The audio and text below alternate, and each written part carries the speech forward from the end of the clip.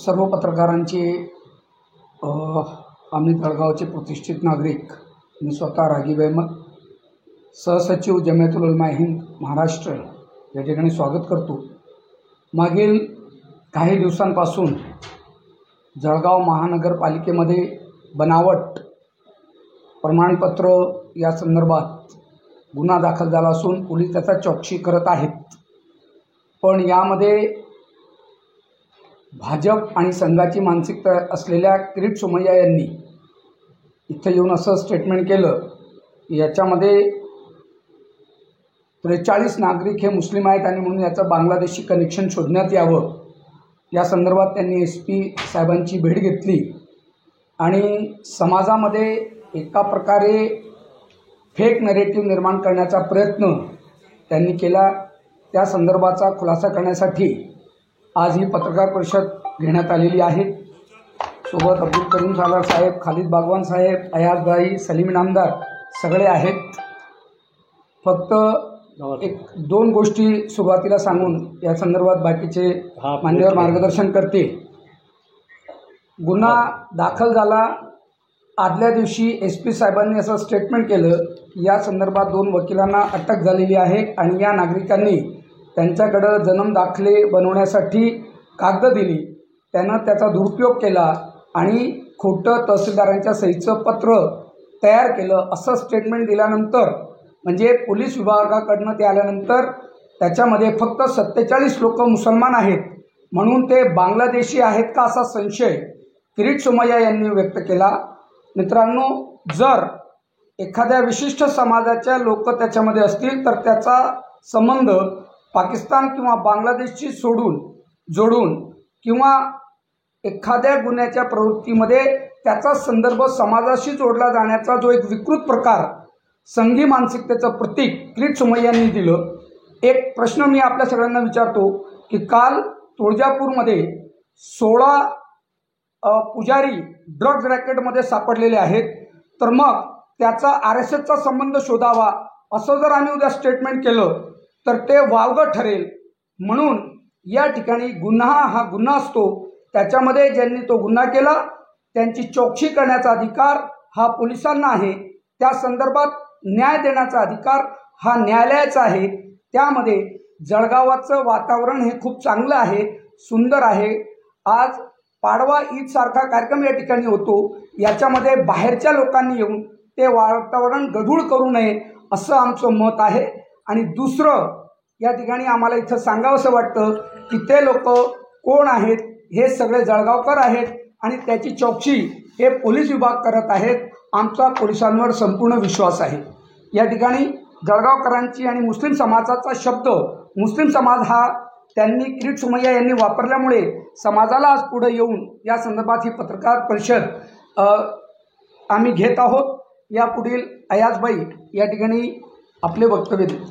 आपला सर्वांना माहीतच असेल, काही दिवसांपूर्वी एक आपल्याकडे गुन्हा दाखल झालेला आहे बोगस जन्मदाखले म्हणून। तर आपल्याला समजावं लागेल की एक व्यक्ती जो बाहेरगावचा आहे त्याचा या जिल्ह्याशी काही संबंध नाही, त्याच्यावर तर फक्त राजकीय वरात असतंय, तो या ठिकाणी येतो आणि प्रशासन त्याला इतकं महत्त्व देतो, हे पण एक शोकांतिका म्हणावी लागेल। आम्ही कोणाच्या विरोधात नाही आहे, पण ज्या व्यक्तीचे इथे संबंध नाही आहे, फक्त त्याला राजकीय वरात असला तो इथे येऊन काही बडबड करून जातो आणि प्रशासन जर त्याच्या मागे पुढे करत असेल ते अत्यंत चुकीचं आहे। आणि दुसरी गोष्ट झाली की जे 43 लोक आहेत, नागरिक आहेत, हे सर्व आपल्या जळगावचे आहेत। पोलिसांनी त्यांची 100% कसून चौकशी केलेली आहे, क्रॉस चेक केलेले आहे। जे कागदपत्र या 43 लोकांनी दाखल केलेले आहे ते सर्वचे सर्व पोलिसांनी त्यांच्या शाळेत जाऊन त्या संबंधित खात्यात जाऊन त्यांनी चेक केलेलं आहे आणि ते बरोबर आहे। आणि या 43 जे लोक आहेत, जसे की ते सोमय्याजी बोलून गेले की हे सर्व मुस्लिम असतात। आता मी या ठिकाणी एक गोष्ट नमूद करू इच्छितो की मुस्लिम समाजात पवित्र हज यात्रा आहे ती बंधनकारक करण्यात आलेली आहे। प्रत्येक मुसलमानाने हजला जायला पाहिजे, ते आद्य कर्तव्य आमचं। तर हज हे काही फक्त आधार कार्डवर होत नाही. साठी अधिकृतपणे आपल्याला व्हिसा पाहिजे असतं, पासपोर्ट पाहिजे असतं. आणि व्हिसा आणि पासपोर्ट हे जे आहेत हे फक्त आपला जो जन्म दाखला असतो लिगल त्याच्यावर केलं जातं. म्हणून ज्या लोकांनी जे प्रमाणपत्र या ठिकाणी जे मिळवण्याचा प्रयत्न केलेला आहे ते सर्व हज यात्रेसाठी केलेलं आहे. आणि आपण त्याची ते जे लोक आहेत ते लोक हे अत्यंत प्रॉपर वेने म्हणजे हे चांगल्या रीतीने कायदेशीररित्या ते मनपात गेले, तिथे अर्ज केलं. मनपाच्या सांगण्याप्रमाणे त्यांनी वकील लावून तहसीलला जाऊन त्यांनी ते मिळवण्याचा प्रयत्न केलेला आहे. यात त्या लोकांची काय चुकीनी आहे, चूक झालेली आहे ते संबंधित एजंट असतील आणि तहसीलदार. आणि साहेब हे जर आपण बघितलं ज्या लोकांनी केलेलं ते एक दिवसाचा त्यांचा अर्ज नाहीये, कोणाला 1 वर्ष झालेले, 2 वर्ष झालेले. जर प्रशासनाचे लोक म्हणजे ते मनपा असेल किंवा तहसील असेल त्यांच्यावरती जबाबदारी आहे, ते लोक जबाबदारी झटकतात, लोकांचे त्या ठिकाणी काम होत नाही. म्हणून कोणी जर चुकीचा जर पाऊल उचलत आहे तर तो जितका तो म्हणजे तो व्यक्ती जबाबदार आहे, गुन्हेगार आहे, त्यापेक्षा जास्त प्रशासनाचे लोक या ठिकाणी जबाबदार आहे. त्यांच्यामुळेच हे सर्व काही घडतंय. आणि सोमयजींनी सांगलेलं आहे की मुस्लिमच का, तर त्याचंच उत्तर तर आपल्या लोकांनी दिलेलं आहे. आणि मी एक गोष्ट सगळ्यांनी सांगू इच्छितो की आजकाल काही जे राजकीय लोक आहेत म्हणजे एक गाडी असते, गाडीमध्ये इंधन टाकलं तेव्हा त्यांची गाडी आपली पुढे जाते. तर या लोक जे भाजपचे जे लोक आहे त्यांचा इंधन हा जातीवाद झालेला आहे, हिंदू मुस्लिम झालेला आहे. प्रत्येक गोष्टीमध्ये जोपर्यंत हिंदू मुस्लिम पाहत नाही यांची गाडी पुढे सरकत नाही. आम्ही त्यांचा निषेध करतो. आणि हे जे सांगताय NIA जे जे आम्ही चेकिंग करणार आहोत त्यांनी नक्की करावं. आम्ही या ठिकाणी ते सर्व लोक इथे सक्षम आहेत आणि ते त्याला उत्तर द्यायला पण सक्षम आहेत. पण कायदा आणि सुव्यवस्थेला बाधा निर्माण नको व्हायला म्हणून आम्ही शांत बसले होते. पण जे किरीट सोमय्याजी जे ठिकाणी बोलून गेले त्याने सर्व मुस्लिम समाजाचं मन दुखावलेलं आहे की जे भारतीय लोक म्हणजे हे जे आहेत ते इथले जर हे जे लोकांना तुम्ही आज पाकिस्तानी किंवा रोहिंग्या बांगलादेशी म्हणताय तो तुम्ही इतिहास उघडून बघा. 1947 साली जेव्हा इंडिया आणि पाकिस्तानचा या ठिकाणी ते पार्टिशन झालेलं आहे तेव्हा त्यांनी पाकिस्तानला लाथ मारून जो मुस्लिम राष्ट्र होता, शरीयत कानून होता, सर्व मुस्लिम होते, त्याला त्यांनी लाथ मारून ते सेक्युलर भारतात राहिले. याच्यापेक्षा अजून मोठा पुरावा काय पाहिजे भारतीयांचा? यांना लाथ पडायला पाहिजे या सोमय्यासारख्या लोकांना. तुम्ही त्या लोकांना आरोप करताय की ज्यांनी पाकिस्तानला लाथ मारून आपल्या लोकांना लाथ करून या ठिकाणी ते राहिलेले. कारण की आम्हाला मजहब नाही सिखाता, आपस में बाहेर रखना, हिंदी हम हिंदुत्व नाही बताना हमारा. आमच्या रक्ता दिलेलं आहे. आम्ही गरीब नवाज सरकार गरीब मानणारे लोक आहेत, आम्ही सुफी संत परंपरेने मानणारे लोक आहेत आणि गंगा जमना तहजीब हा आमचा आत्मा आहे. आणि आमची आपल्या चॅनल मार्फत यांना परत एकदा विनंती आहे की साहेब प्रत्येक गोष्टीत तुम्ही हिंदू मुस्लिम नका करा, तुमची राजकीय पोळी भाजू नका, की मानवतेच्या दृष्टिकोनातून बघा. आणि राहिली तपासाची गोष्ट तर पोलीस त्या ठिकाणी तपास करणार आहे. उपस्थित सर्व पत्रकार बंधूंनो, आमच्या निमंत्रणावर आपण इथे उपस्थित राहिला त्याबद्दल आपले आभार. आमच्या साथीदारांनी आपल्याला आज ही प्रेस कॉन्फरन्स कशासाठी बोलवली याच्यावर फार आपल्या समोर सविस्तर मांडणी केली आहे.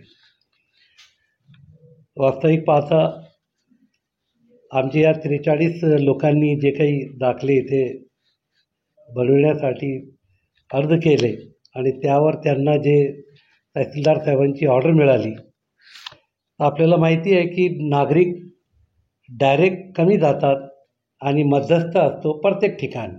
आपण बघितलं असेल की तहसीलदार ऑफिस असो, इथे आपले काही RTO ऑफिस असेल, अशा प्रत्येक ठिकाणी जे मध्यस्थी असतात ते करून देतात. आणि त्याला कारणीभूत जसं सयाद अली साहेबांनी सांगितलं की ते दिरंगाईसुद्धा आहे. म्हणजे अधिकारी जर वेळेवर काम करत असतील तर मध्यस्थांची गरज नसते. पण होऊ द्या, माणसाला अशिक्षित असतात, कमी शिक्षण घेतलेले असतात, तर ते कोणाचेही मध्यस्थ मार्गे ते काम करतात. त्याच्यात चूक नाही आहे. आणि आभारी आहो आम्ही SP साहेबांचे की त्यांनी ते ताबडतोब त्याच्यावर ॲक्शन घेतली, चौकशी केली आणि त्या निष्पन्न झाला की या 43 लोकांनी ज्यांना दिले त्यांच्याकडून एखादी चूक झाली असेल किंवा तहसीलदारांची सही करून नाही सांगितलं असेल वगैरे वगैरे जे काही आहे ते अंडर प्रोसिजर आहे आणि त्याचा तपास सुरू आहे. ते पोलिसांच्या ताब्यात आहे. आता त्यांना रिमांड मिळाला, आता ते सेंट्रल जेलमध्ये आहे. तर हे सर्व प्रोसेसमध्ये चालू असताना अचानक किरीट सोमय्या स्पेशली जळगावला येतात आणि सांगतात की इथे बांगलादेशचा कनेक्शन आहे का आणि मालेगावचे लोक आहे. आणि बोलताना त्यांनी सांगितलं की 97% मुसलमानांचे अर्ज असतात बरोबर आहे. किरीट सोमय्या साहेबांना माहिती नाही का की मुस्लिम समाजमध्ये शिक्षण कमी आहे, लोकांना कसे दाखले बनवायचे, कसा पद्धतीने नोंदणी करायची याची जाणीव कमी असते. अहो तुम्हीच NRC आणि CA आणून लोकांना जागृत केला. तुम्हाला त्याची भीती याच्यासाठी ज्याची वाटली नाही की मुसलमानांच्या मागे तुम्ही CA आणि NRC आणून त्यांना डिटेन्शनमध्ये टाकू कागदपत्र नसेल तर. ही भीती तुम्हाला नाही आहे. तुम्ही बळबळ करतात. अहो तुम्ही पूर्ण महाराष्ट्रामध्ये ज्या ठिकाणी जातात त्याकडे पॉयझनच स्पीचेस देतात. तुम्ही ज्या ठिकाणी तुमच्या ऑफिस आहे तो सुद्धा इलिगल आहे. मी आरोप करत नाही, माहिती घेऊन बोलतो आपल्याला. त्यांनी अगोदर स्वतःचं इलिगल काम बंद करा. त्यांनी 72 मशिदीची गव्हर्नमेंटमध्ये कंप्लेंट केली की यांचं साऊंड जे आहे ते वाजवीपेक्षा जास्त शासनाने दिलेले नॉर्म्सनुसार नाही आणि त्यापेक्षा जास्त आहे. त्या संबंधित पोलीस स्टेशनच्या अधिकाऱ्यांनी सर्व ते मशीन घेऊन तपासले आणि निष्पन्न केला की हे सर्व ॲज पर रूल आहे, यांचा नॉईज पॉल्युशन होत नाही असं त्यांना उत्तर दिला. तरीसुद्धा त्यांना मुसलमानच्या विरोधात बोलणं, त्यांना तो उद्धव साहेब ठाकरेबद्दल बोलले, त्यांना जे ट्रीटमेंट मिळाला आता ट्रीटमेंट आम्ही देऊ शकत नाही, आम्हाला त्याबद्दल बोलायचंही सुद्धा नाही. आता गिरीश भाऊने सुद्धा त्यांनाही विचारलं पत्रकारांनी, त्यांनी सांगितलं की असं एक साथ इतके लोकांचा हे आणं थोडं संशयित वाटतं. तर ठीक आहे, आमचे गिरीश भाऊ आमचे जवळचे आहे, आमच्या जिल्ह्याचे आहे, आम्ही त्यांना भेटून सर्व लोकांची वेळ घालून देईल त्यांना आम्ही, आणि त्यांच्या मनात जर असेल तर आम्ही ते दूर करून देऊ. परंतु असा पॉयझनस स्टेटमेंट देऊन बांगलादेशी, अहो तुम्ही सत्तामध्ये आहे, जर जळगावमध्ये बांगलादेशी असतील तर सर्वप्रथम तुम्ही आपला नाकर्तेपणा स्वीकारताय. म्हणजे तुमची यंत्रणा, पोलीस यंत्रणा, CID यंत्रणा, हा डिपार्टमेंटला तुम्ही काळा दाग लावण्याचा प्रयत्न करताय. आपल्या गावामध्ये आपल्याला माहिती असेल, एका वार्डामध्ये, मोहल्ल्यामध्ये, भाड्यामध्ये जर बाहेरचा कोणी माणूस आला आणि तो भाडेकरी असेल त्याची नोंद पोलीस स्टेशनमध्ये करावी लागते. एवढा आपला पोलीस डिपार्टमेंट सक्षम आहे आणि एवढा तात्पुरती काम करतो आहे. SP साहेबांनी जे काही निष्पन्न केला त्यांच्यावर सुद्धा त्यांनी सांगितलं की त्यांना अगोदर असं बोलण्याची गरज नव्हती, म्हणजे आणखी तुम्हाला मुभा पाहिजे होती.